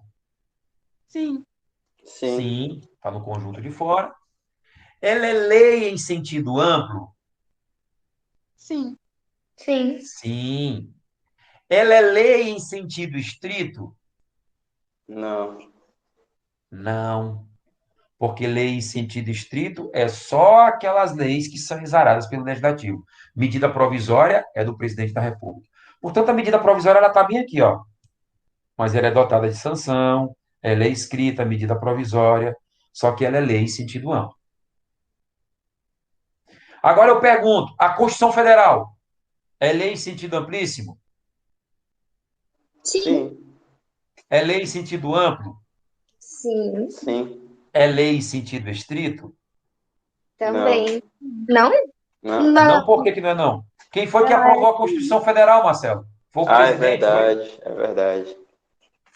Ah, Segunda pergunta, quem vai responder agora é a Edjane, que ela não está falando nada. Bora lá. Código Civil, Edjane, é lei em sentido amplíssimo? é. É lei em sentido amplo? Sim. É lei em sentido estrito? Acho que sim. É, tudo sim, tá certinho. Sim, sim, sim. Beleza? Então ficou claro isso aqui. Então, trazendo isso agora lá para o direito constitucional, em vários. A lei, ela não traz normas não escritas, ela só traz norma escrita. Portanto, a gente agora vai se prender a esse espectro bem aqui, ó. Ora, a Constituição Federal, ela vai trazer. Que foi que eu fiz aqui? Aqui, ó. Ora, a Constituição Federal, ela vai trazer lei, querendo dizer lei em sentido amplo. Ora, ela vai trazer a expressão lei, fazendo crer lei em sentido estrito. Ela não vai utilizar a lei em sentido amplíssimo, porque a lei em sentido amplíssimo vai colocar aquelas normas que não são dotadas de sanção. O direito não vai tratar sobre isso. Vocês estão entendendo? Então, vejam bem, voltando aqui para a Constituição Federal, que diz que ninguém será obrigado a fazer ou deixar de fazer alguma coisa, senão em virtude de lei. Lei aqui, claro que em vários momentos a lei pode ser ou lei em sentido amplo ou vai ser lei em sentido estrito. Geralmente se utiliza mais esses dois. Embora tudo seja lei em sentido amplíssimo, claro. Entendeu? Mas essa lei bem aqui é lei em sentido amplo. Por que eu estou dizendo isso? Presta atenção. O governador do estado do Maranhão, ano passado, no auge da pandemia, baixou um decreto considerado constitucional, e para mim é constitucional, porque isso tem a ver com o poder de polícia administrativa do Executivo, baixou um decreto restringindo. Eu mesmo estava andando sozinho na litorânea, poxa, aqui não tem ninguém. É uma viatura da polícia, me convidou para ir para casa, que eu não podia estar na rua, por causa do auge da pandemia. E o que acontece? E aí muita gente estava dizendo, bem, decreto não é lei. Portanto, alguns colegas advogados, isso infringe o inciso 2 do texto constitucional, que diz que ninguém é obrigado a fazer ou deixar de fazer, senão em virtude de lei, de lei. E decreto não é lei. Aí eu fui explicar ao colega. Amigo, naquele dispositivo legal, a palavra lei, muito embora em outros a lei seja em sentido estrito, que é só a norma exarada pelo Poder Legislativo, mas naquele contexto, a lei ela deve ser considerada no seu sentido amplo. E o que é a lei em sentido amplo? É toda e qualquer norma escrita, dotada de sanção, exarada por quaisquer dos poderes, porque todos os poderes têm competência para legislar. Os senhores estão entendendo agora o motivo desse esforço todo? É claro que Eu eu vou entendi. dizer. Oi? Porque quando você falou tal que tinha uma confusão, eu fiquei, rapaz, quem que é o doido que pensou que lei não é o que está aqui e outras coisas? Aí o senhor explicando agora deu para entender, sim. Porque aí o que acontece? Só que você tem que ter cuidado, porque existem outros dispositivos legais em que a palavra lei vai ter um sentido estrito. E como é que eu vou saber? Estudando doutrina. A doutrina vai te dizer. Mas a Constituição vai trazer lei, lei, lei, lei, lei, lei, lei, lei, lei. Então você tem que ter o cuidado de saber qual a dimensão. E a Constituição não vai te dizer isso, não. O que vai te dizer é a jurisprudência e a doutrina. Por isso que é importante estudar a doutrina. Aqui eu posso assegurar para vocês que a lei tem o sentido de lei em sentido amplo, que é toda e qualquer norma escrita, que é dotada de sanção para quem desobedecer, mas exarada por quaisquer dos três poderes, porque todos os poderes têm função de legislar, têm prerrogativa de legislar. Entenderam? Bem, seguindo adiante. Bem, inciso 3, ninguém será submetido à tortura. Tem alguns assim que a interpretação é literal, né? Olha aí, ó, ninguém será submetido à tortura nem a tratamento desumano ou degradante. Aí alguém vai dizer, mas as nossas cadeias, Wagner, né? O tratamento é muito desumano, degradante. É que algumas vezes, por isso que não à toa que o direito é a ciência do dever ser, né? Não do que é. É claro que às vezes existem essas distorções, em se tratando de Brasil. Mas a gente tem que aprender a coisa como deveria ser. Então não pode haver, ninguém poderá ser submetido a tortura, nem a tratamento desumano ou degradante. Inciso 4. É livre a manifestação de pensamento sendo vendado ou animado. Ele, há uns dias atrás, foi muito comentado esse inciso, coadunado com o artigo 53 da Constituição, que trata da imunidade parlamentar. Foi exatamente aquele caso do cidadão que baixou a ripa no Supremo Tribunal Federal, um deputado federal do Rio de Janeiro, que ficou preso vários dias, entendeu, por um inquérito louco aberto pelo próprio judiciário. O processo foi aberto pelo próprio judiciário, uma coisa completamente teratológica, da lavra do ministro Alexandre de Moraes. Entendeu? Eu não sei, os caras parece que às vezes rasgam tudo e a gente não sabe entender o que acontece. Mas muito se falou que aquilo ali, na verdade, houve uma perseguição o Supremo Tribunal Federal, porque está falando mal dele, e houve vários erros de natureza processual, ou seja, os caras rasgaram vários dispositivos do Código de Processo Penal, mas não vou comentar muito isso aqui, não. O que vale a pena comentar mesmo é que, na verdade, para mim, havia manifestação de pensamento.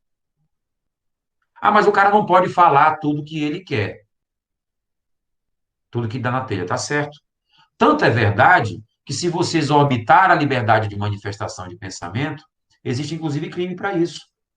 A calúnia, a injúria e difamação. Mas a liberdade de pensamento, ela deve sempre existir. Por isso é que é proibido o anonimato. Agora, você pode falar o que você quiser? Pode. Agora, se prepare para sofrer algum tipo de sanção. Se aquilo que você falou puder causar a alguém, entendeu, algum tipo de vexame, alguma coisa, você estará sujeito a sanções de ordem criminal e civil também. Tá? Muito bem. É assegurado o direito de resposta proporcional ao agravo, além de indenização por dano material, moral ou imagem. Tá? Então, vê bem, você pode manifestar o pensamento, mas você também tem que se propor, sobretudo, os meios de comunicação. Então, se você falar alguma coisa de alguém, você deve dar e deve proporcionar o direito de resposta daquela pessoa, né? Coroando um princípio que vocês aprenderam em teoria geral do processo. Quem foi que ensinou o TGP para vocês? O senhor. Se tu me chamar de senhor de novo, eu te reprovo. Qualquer um que me chamar de senhor e de professor, eu Eu reprovo. falei propositadamente. Então tu tá querendo propositalmente ficar reprovado, né? Bora lá. Não, mas se tu quiser, não tem problema nenhum. Aqui, quem manda é o freguês. Se você quiser ficar, não tem problema. Tô brincando.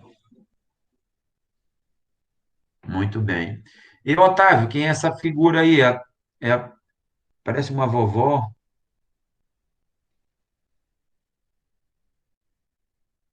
Ah, legal.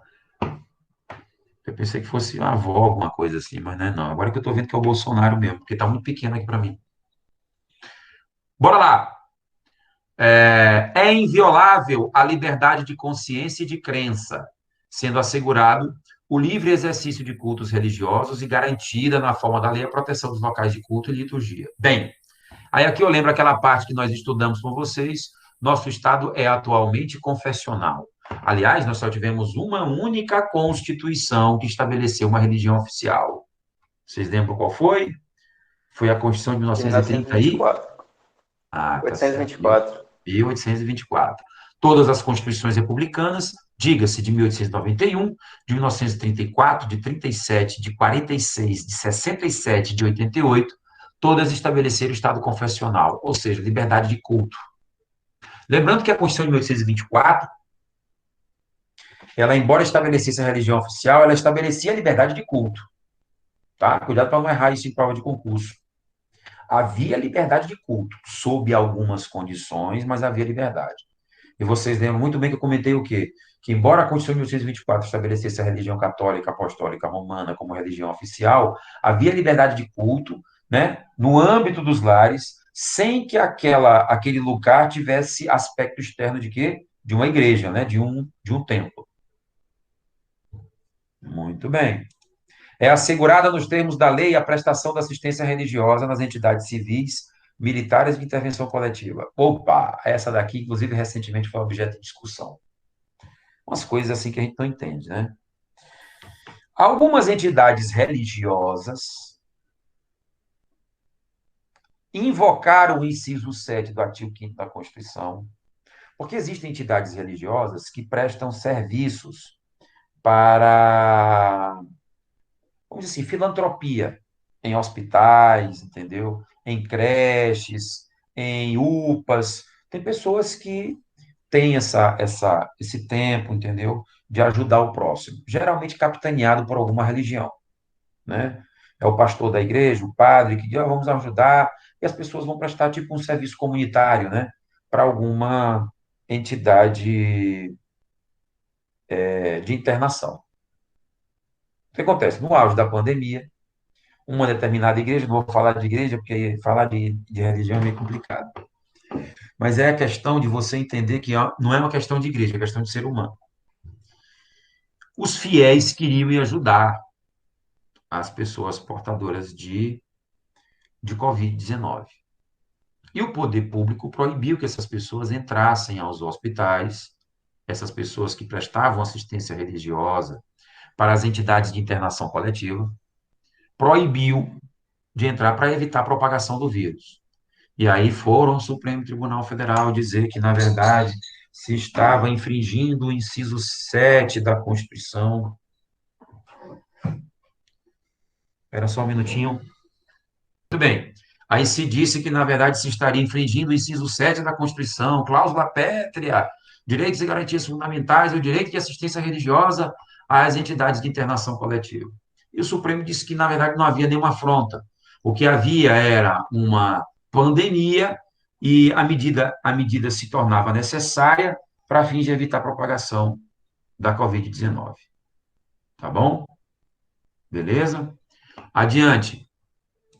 Ninguém poderá ser privado dos seus direitos por motivo de crença religiosa ou de convicção filosófica ou política. Nós estamos vendo aí uma polarização, né? Esquerda de um lado, direita do outro, o pau quebrando de tudo que é lado. O fato é que ninguém pode ser privado, né, dos seus direitos, mas também não pode se eximir das suas obrigações. Então, o inciso ele se divide em dois, direitos e deveres. Então, eu, por um motivo de crença religiosa, filosófica ou política, não posso ter um direito meu tolhido. Em contrapartida, eu não posso me valer disso para me eximir de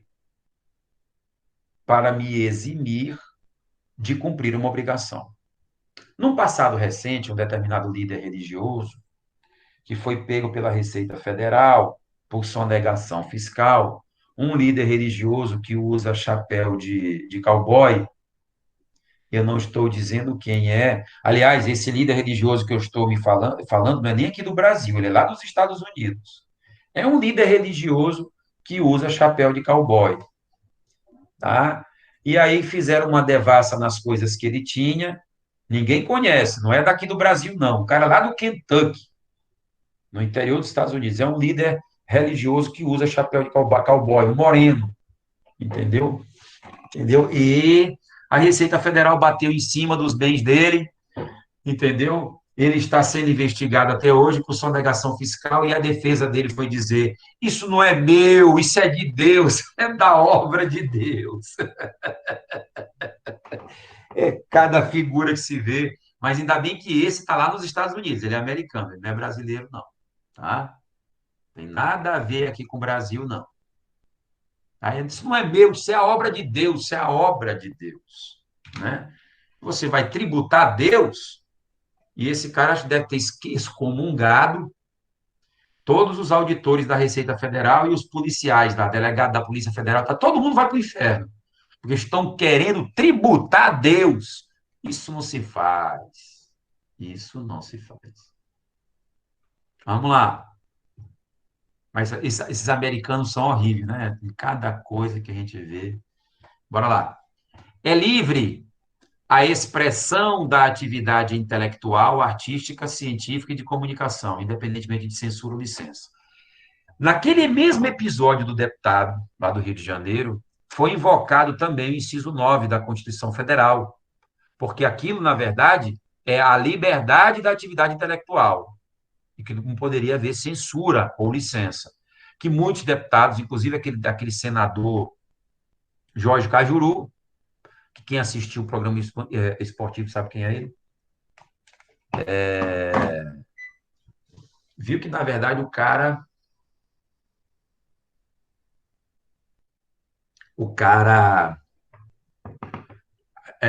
ele alegou que houve censura à livre manifestação do pensamento. Tá? Então, eles se complementam, esses incisos. São invioláveis a intimidade, a vida privada, a honra e a imagem das pessoas, assegurado o direito à indenização por dano material ou moral decorrente da sua violação. Repare que se está falando muito, já é o segundo dispositivo que fala em dano material e dano moral. Afinal de contas, qual é a diferença de dano material para dano moral? E essa pergunta eu vou fazer para a Jennifer. Você já deve ter estudado. Já tiveram Civil 1, não já?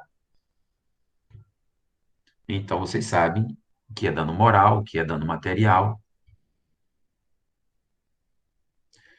E eu não quero que você digite, Jennifer. Fala aí no áudio.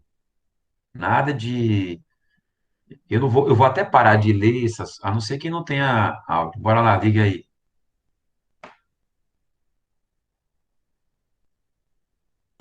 Dano material é dano de prejuízo e dano moral é brigar com alguém, é falar daquela pessoa mal. Bora lá. Vamos agora a Safira. Safira tá em casa? Tira esse negócio da boca, Safira. Tu tá em casa.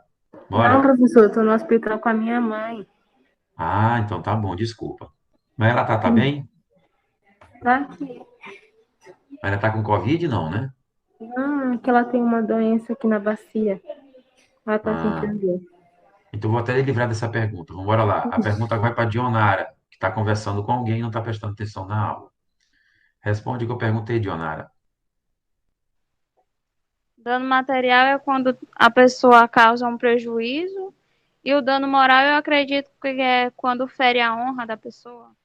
Exatamente. A resposta da Jennifer também estava certa. A gente só vai, na verdade, lapidar as duas. E aí, ontem mesmo, na aula de Constitucional da Noite, eu coloquei esse quadrinho bem aqui, ó. Os danos. Dano é qualquer prejuízo que você cause a alguém. Tá? Isso é o que se chama o conceito de dano. Ele se divide em dois, o dano material e o dano moral. O dano material é o decréscimo patrimonial que alguém causa a uma outra pessoa. Então, se eu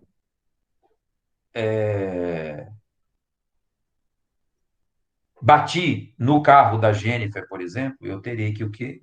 Que ressarcir, ou seja, eu terei que repor o prejuízo material que ela teve, para-choque, lanterna, alguma coisa assim, tá?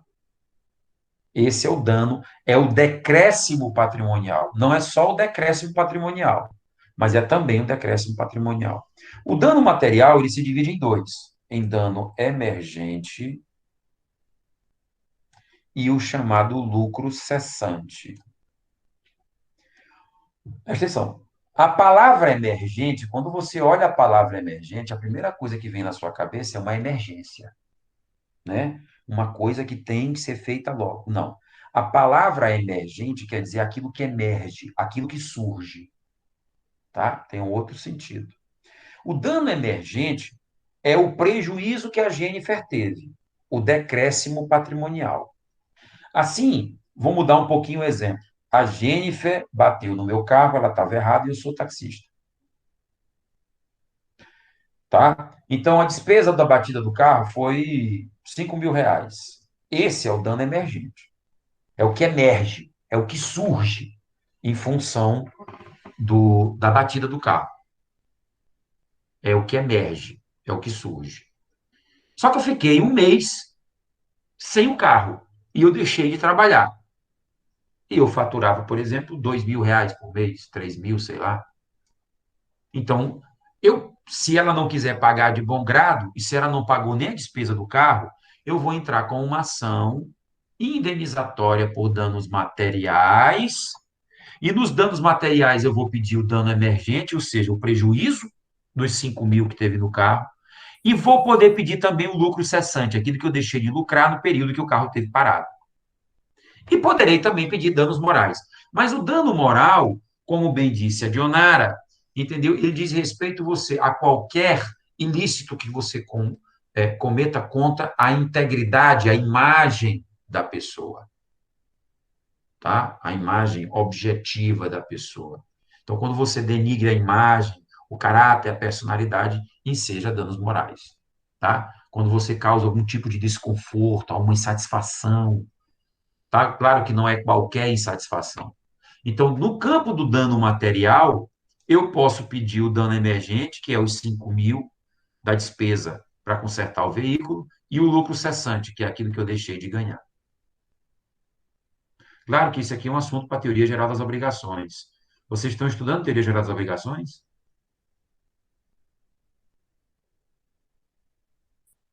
A gente começou a estudar agora em Direito Civil 2. Vocês estão vendo Civil 2? É Civil 2 que estão vendo, não é? Isso. Sim. Quem é o professor de Civil 2? A Bilane, professora Bilane. Albilane. Albilane.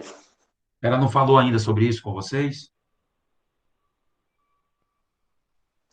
Rapaz, ela falou, mas ela nunca se aprofunda muito. Isso é Ela um grande basicamente demérito dela. cita entre os artigos, entendeu? Ela cita É um porque no outro. eles são autoexplicativos.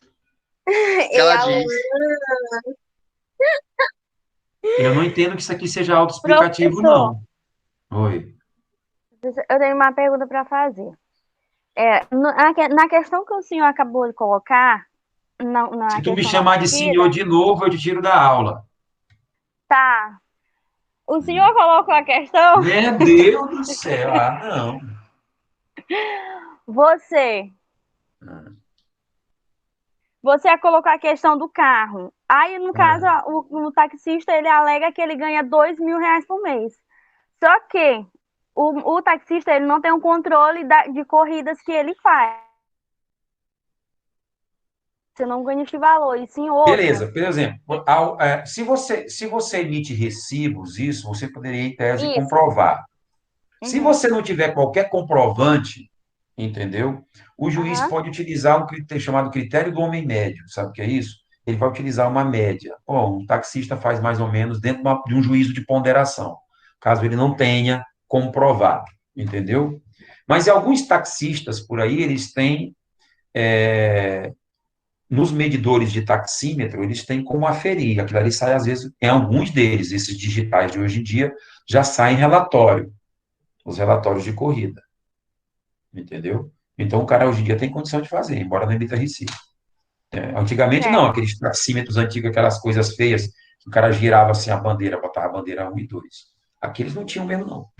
Mas hoje já se deixa registro já, tá bom? Beleza? Voltando aqui, então, para Uber como...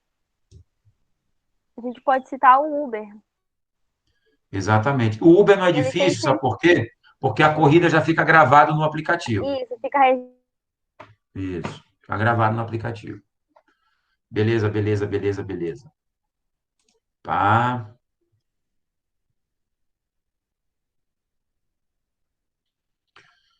Aqui, agora é o 10, é o 11, né? A casa é asilo inviolável do indivíduo. Então, presta bem atenção, que eu vou primeiro falar a regra e depois vou falar as exceções.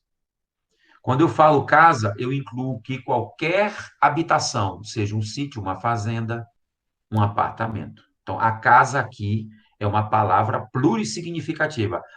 Se for apartamento, não nada a ver. A casa como o lar de alguém. Ninguém pode invadir. A regra é que ninguém pode invadir.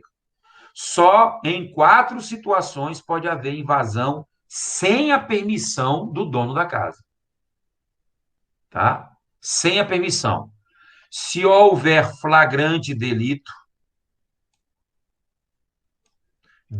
em flagrância, eu não vou explicar aqui flagrante, o que é flagrante, o que não é, porque isso aqui é matéria de direito penal. Vocês vão perguntar para a Maurícia. Maurícia, professor de vocês?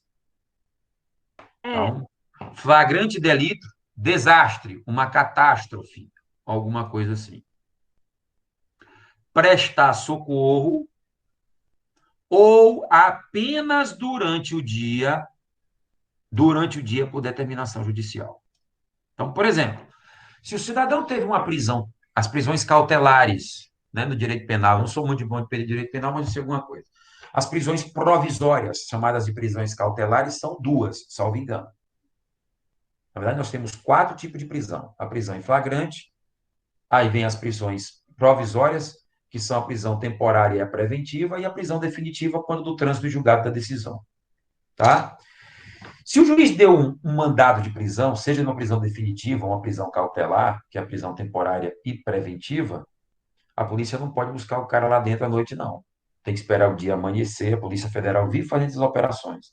Os mandados, quando estão prontos, os caras esperam 6 horas da manhã. Agora, toma cuidado, porque se você for preso por um mandado judicial e estiver na sua casa e quiser se entregar só quando o dia amanhecer, geralmente o relógio dos policiais sempre está um pouco adiantado, porque tu já fez eles esperarem a noite todinha. Então, fatalmente eles vão arrombar a tua porta às 5h30 da manhã, dizendo que já é 6. Que o cara vai ficar puto, né? Perde uma noite de sono só para esperar, entendeu? Então, essas são as exceções. Eu tenho até uma técnica de mnemônica para memorizar essas exceções, mas eu não vou falar em respeito às meninas, porque essa técnica de mnemônica, ela é uma coisa tão feinha para o ouvido das meninas. Então, eu não vou falar. Não quero que ninguém me Agora eu ache. quero saber o que é. Não posso dizer jamais. Não posso, entendeu? São coisas horrendas, entendeu? Mas, olha, não, Tira não pense que... Marcelo da sala e aí o senhor pode contar. Eu não sou menina, Samara, por Mas esquecer deixa de disso. ser curiosa, menina. Eu não vou falar, não.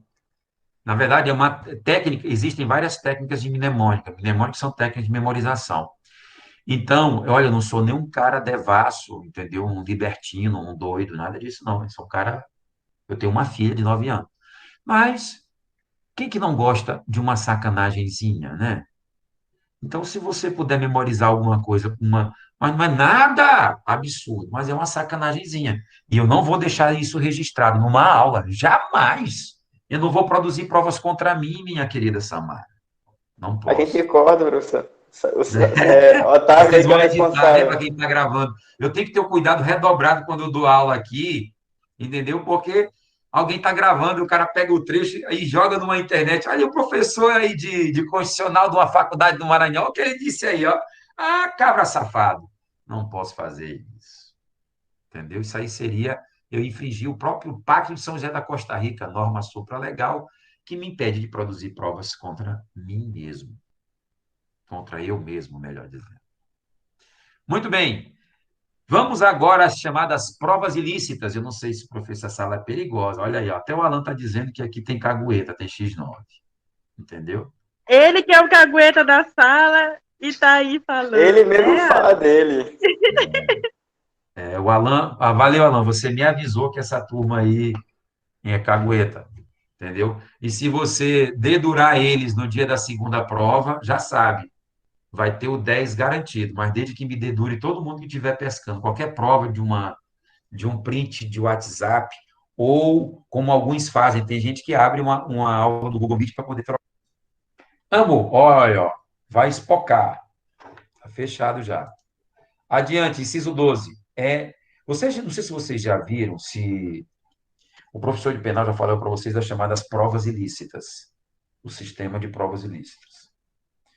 Então, por exemplo, violação de correspondência, uma carta, não pode ser usado como prova em uma ação judicial, tá?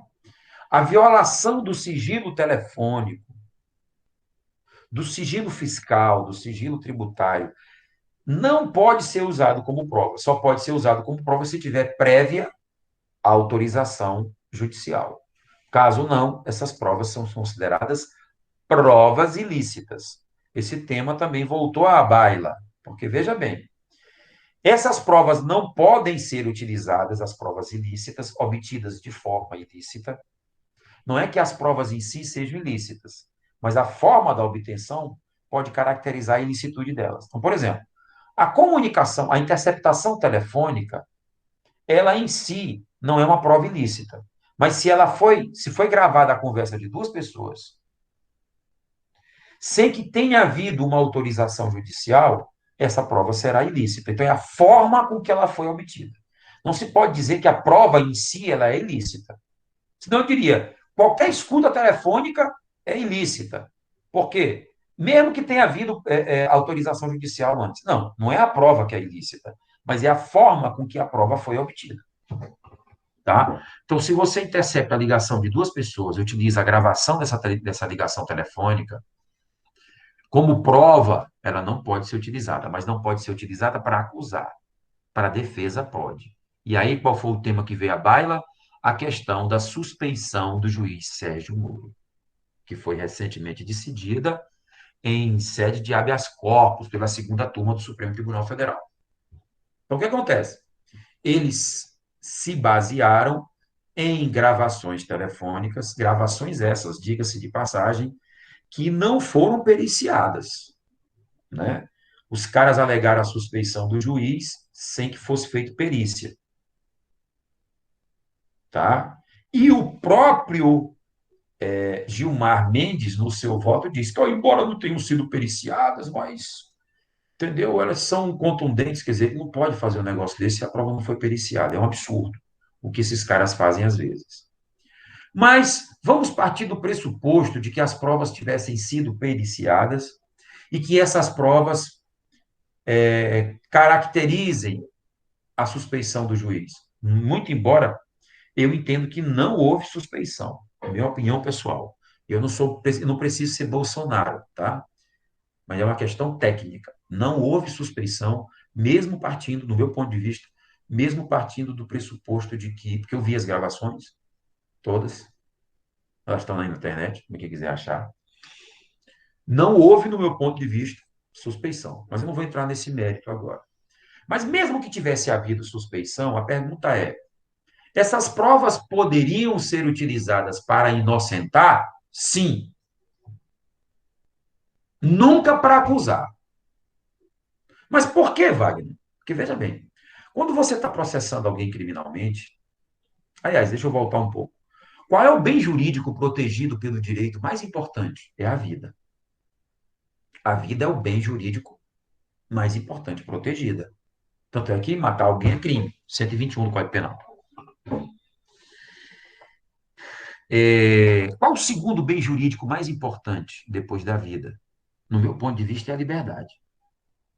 Então, quando alguém está sendo processado por um crime, ele está correndo o risco de ter o segundo maior bem jurídico cerceado, que é a liberdade. Porque se ele perder, ele vai para a cadeia.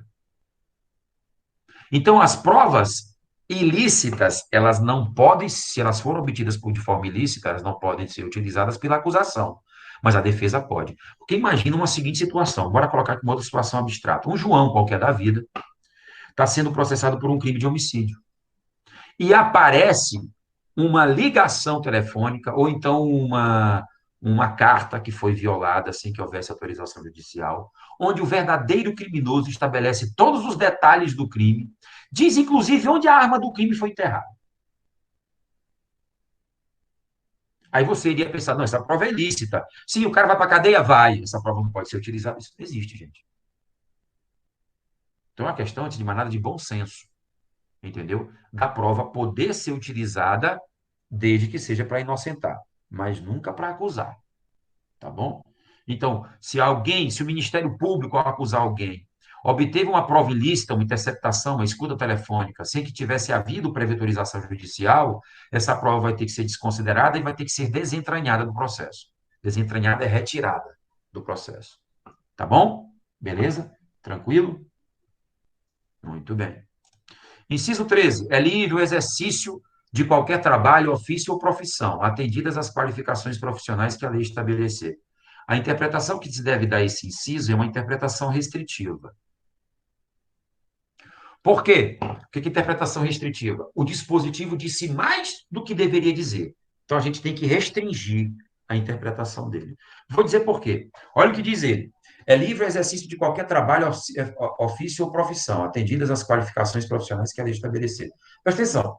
É livre o exercício de qualquer trabalho. Então, se eu quiser ser médico, eu boto uma bata e vou para um hospital para operar? Claro que não. Existem algumas profissões, as chamadas profissões legalmente regulamentadas por lei federal. Existem profissões que exigem uma qualificação, como engenharia, contabilidade, medicina, direito. Existem várias profissões que exigem. Então, não é qualquer trabalho ou ofício. Agora, por exemplo, para você ser.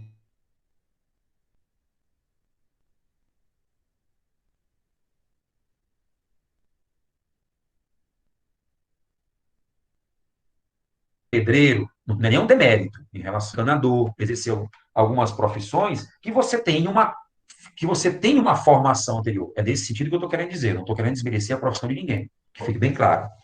Mas existem profissões que não se exige que você tenha uma qualificação. Então, o cara pode ser encanador, pode ser eletricista, pode ser, sem necessariamente ter feito nenhum curso. Porque para um grande número de profissões não se exige a qualificação prévia. Mas para outras tantas profissões, há necessidade de formação, de graduação, que é o que vocês, inclusive, estão querendo em relação ao direito. Tá? Muito bem.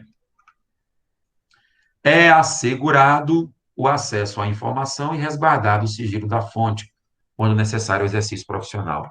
Esse inciso aqui é plenamente adaptado ao mundo jornalístico. Então, se eu sou um repórter criminal, por exemplo, e obtive uma informação através de uma fonte, nenhum juiz, nenhum delegado, ninguém no mundo vai poder me exigir que eu diga a minha fonte. Eu não sou obrigado a dizer, tá? Declaro que eu estou no exercício de uma profissão de jornalista. Agora, se eu não exerço nenhuma profissão e eu tenho acesso a uma informação,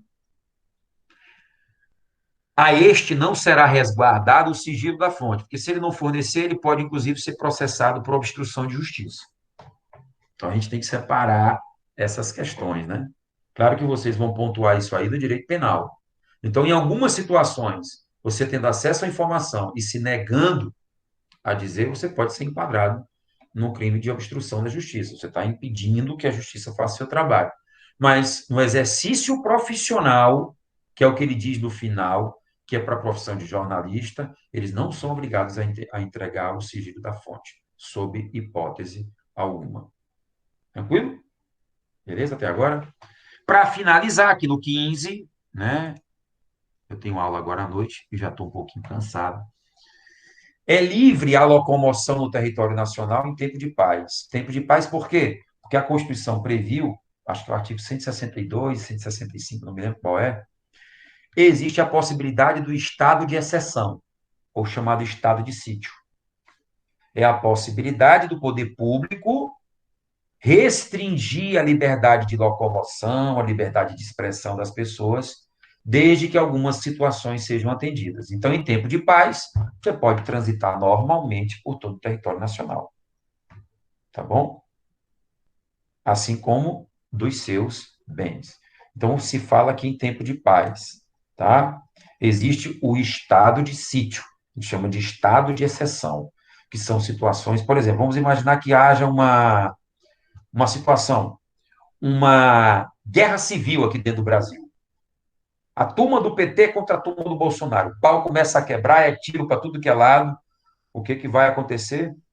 Simplesmente o governo federal, mediante autorização do Congresso Nacional, né, para manter a ordem pública, pode estabelecer uma série de restrições. Não vou nem muito longe.